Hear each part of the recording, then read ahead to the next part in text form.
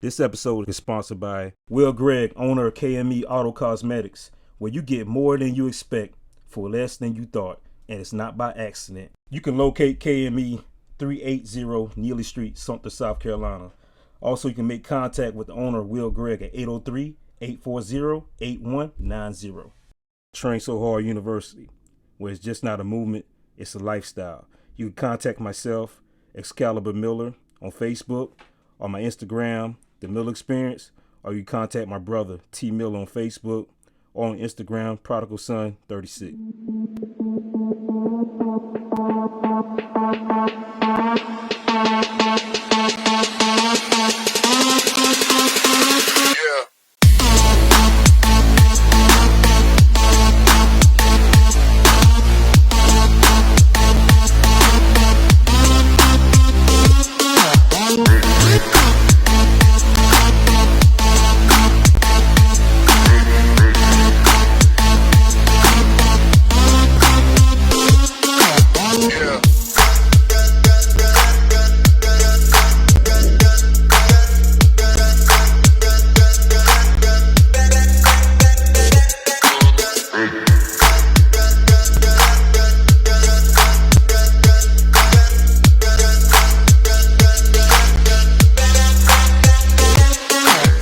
If you're interested in being a sponsor for Shop Talk or the Miller Experience, you can contact myself, Ernest Miller, at 803-565-9752.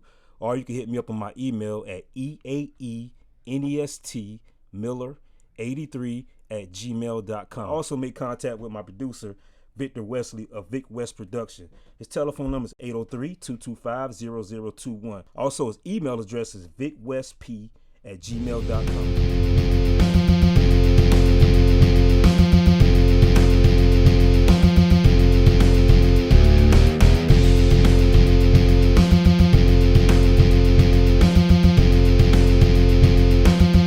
Let me ask you a question. This is a side note right here. This question I want to know: who's the biggest player, man? Suge or Pac? Who? Pac as far as industry chicks. Okay.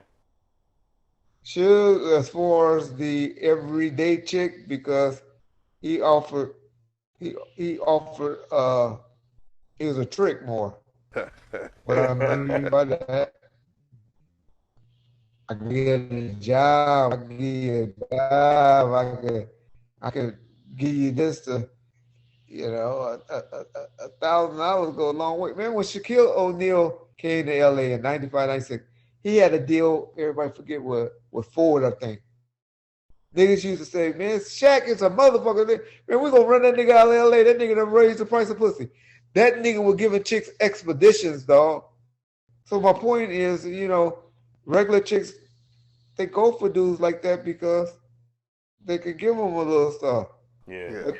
An industry chick, which Pac was pulling, they didn't need no expedition or no, whatever.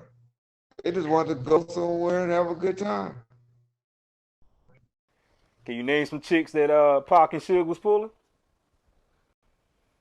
Well, let's see. Pac, well, we know Pac, I believe Yeah, Jasmine. We me know too. Yeah. Gaddafi. I believe Jada. Yeah. Even though they try to play the friendship thing, but knowing how she is now, and I know those niggas went on a trip together to Hawaii, and she already telling she addicted to sex and stuff, and I know she was back then. Her and Will was crazy out here going to clubs, meeting chicks and dudes and pulling them. Yeah. Sally Richardson. What's the chick from the Fresh Prince? Did he? Yeah, I heard that, but I didn't see that, but I heard that on. Well, she was fine back then. On the girl, I can't even think of her name. I never know her name. I just always call her Hillary. Hillary, that's it. Yeah, Hillary. Yeah. But Hillary, I don't know that one, so don't sue me, Hillary. Cause I got you.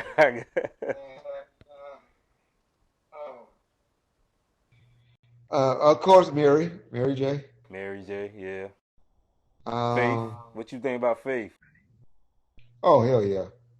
There's Arthur Dialogue running something on his show today with the girl Desiree. Said he Yeah, called her yeah, I right saw after. that. Yeah, I saw that. Yeah, she said he called her right after. So, but I mean, I saw him pushing his head down towards her, towards his pants area. Wow. But I didn't see his pants down. But yeah, but they had a relationship. Uh, wish they both she was mad. You know, females are sneaky and they'll get you back. I don't think y'all woman gonna get y'all back. They gonna get you back. So Yeah. she was just getting big back. So what you think about possibly Snoop and Puff collabing together with Bad Boy and Death Row and turn it to NFT? What's your thoughts on that? I would buy that a greatest hits on that. I would like to hear the good song. Everybody think Biggie's song, well, his second album was good, but we forget all the remixes. So they were Yeah. singles anyway. All Biggie's hits on Ready to Die came out as singles. I think it's up one more chance. Everything else were all singles, were remixed that was sold as singles. So as an album, I don't want it. I don't want the Biggie stuff as an album. But if you just go and pick Pac songs and Biggie songs, well, they can't do Pac songs. That's what people don't know. This they still have control over all Pac stuff, and Dr. Dre has control over all this, over the Chronic. And then Snoop got control over the other stuff. But I mean, Snoop is my favorite artist.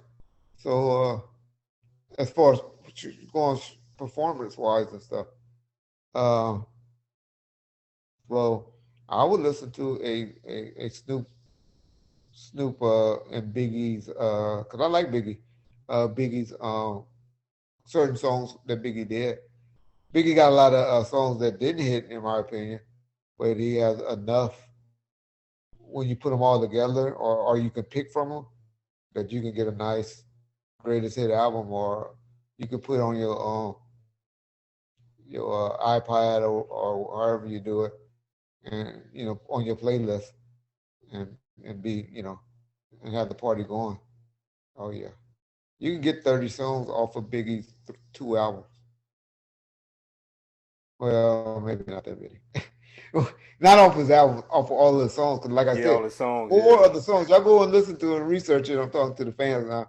Because y'all say, oh, you don't know what you're talking about. Go listen to them. They were remixes. They were songs that wasn't on that album that we were really bumping to. They wasn't on Ready to Die like people think. What was your thoughts on the Tupac movie? Me personally, I think they should have made it into like a series. Had us on like Netflix or Hulu or something like that, and turn it into a series like they did the Wu Tang movie. What was your thought on the Tupac movie? You talking about the LT Hutton did? LT Hutton and them, they took their money and lived off of it. That nigga was buying boats and shit like that. And so Yeah, they didn't put the money into the movie that they should have.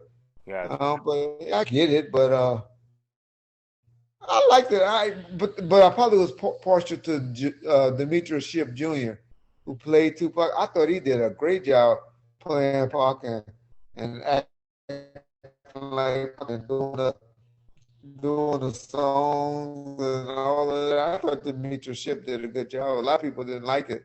Most people Yeah, I think hated he it. did an Well, excellent I know job the actually. money wasn't put there, but I did too. But the problem is we know so much about pop. Everybody, Yeah, because there's so many interviews done, so many so many this people talk about it and stuff.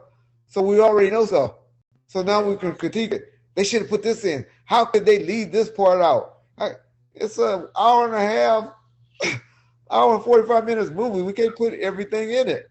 and And see so that you that bring up a good point to where it should be a Netflix series or something like that. exactly. Yep.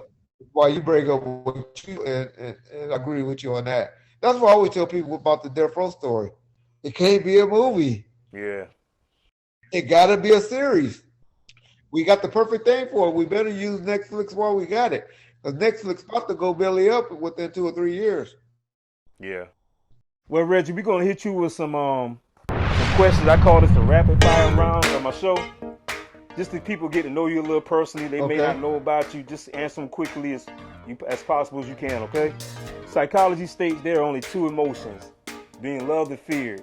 Which one you rather be? Love. Love. What do Reggie fear?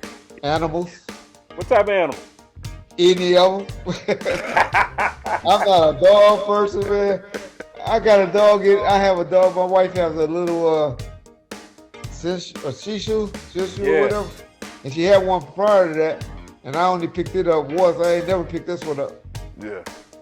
I am not an animal person. Man, I'm gonna be honest with you. With me, it's rodents, man. I can't stand rodents, man. Possums, raccoons, all them type of jokes. I can't stand them, man. Any of that stuff, I get away from. But I mean, my biggest fear is not leaving here and not being saved. Is my biggest fear. What's the worst job you ever had? In prison, I had to go over and serve the federal inmates their place when they were on lockdown. Yeah, I hated that. Mainly because we had to get up early in the morning. Yeah. Even though we got to eat good because we was in the kitchen and they the officers would let us cook up whatever we wanted. But man, we had to get up at 5 o'clock to have those niggas breakfast ready for for the officers to come and serve us at 6 or 7. Yeah. So they stopped that right at the end when I was getting out. But we used to have to go and prepare their meals when they were on lockdown. And where we was at, those niggas was always on lockdown. On lockdown, yeah. Besides your family, what's your most prized possession? Health, man, living, breathing. Your biggest guilty pleasure? Lust. What's the best piece of advice you received? Be an honest, hard-working person and to get up and go to work. No matter what you is, don't be looking down on people because of what they doing. As long as they getting up going to work and making an honest dollar. Yeah. What's the worst piece of advice? Couple shouldn't have. Take care of millions of women as you can afford.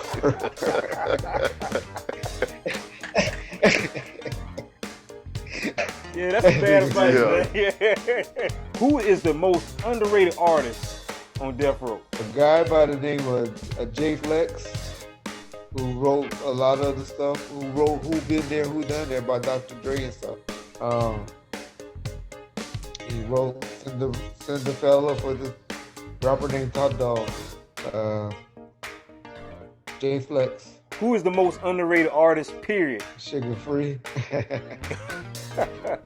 Sugar Free, okay. Okay. Oh, Yeah. Respect, all right. I'm surprised I know it. Only people on the West Coast know Sugar Free. It's almost Most people black. don't know Sugar Free So outside the I'm West glad. Coast. Yeah. Does the art of dialogue look like Cleveland Brown Jr. from the Cleveland Show? He damn sure sound like him. No, he's not fat. He's in good shape. Okay. His arms are not as big as yours. He's not a fat guy at all. That's a Okay. good brother, man. Okay. Very generous. He done looked out on a lot of different situations. He saw that I needed something when he came over to visit me and did some interviews. And that massager that you put on your arms, that all the athletes be having now. Yeah. And one day it just came in the mail. He was like, "Red, I just FedEx you a package. Go check. Hey, your wife, go check at the door for it." That's what's up, man. How do you want the world to remember Reggie Wright Jr.? A guy that loved his family and was trying to do the right thing. Messed up in life, did good things in life, and he never did nobody wrong purposely. And just was trying to set record straight. Maybe he had his own way of doing it, but that some people agree with or don't agree with. But he wasn't trying to hurt nobody. I always try to tell the good and the bad. Just tell the story. No sugarcoat. And so I guess I would say I want to be considered a straight shooter. Well, Mr. Wright, I appreciate you coming on the show. Hopefully we can do this again. We would love to have you on the show. Anytime, Hopefully we bro. can fly you out to South Carolina, have you on Shop Talk also. On that note, brother. please subscribe, like and subscribe to my content, The Miller Experience. Also on Instagram, you got _ the Miller Experience. What you got? Prodigal Son, 36, Instagram.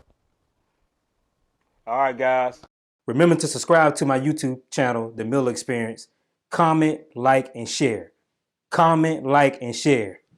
comment, like, and share.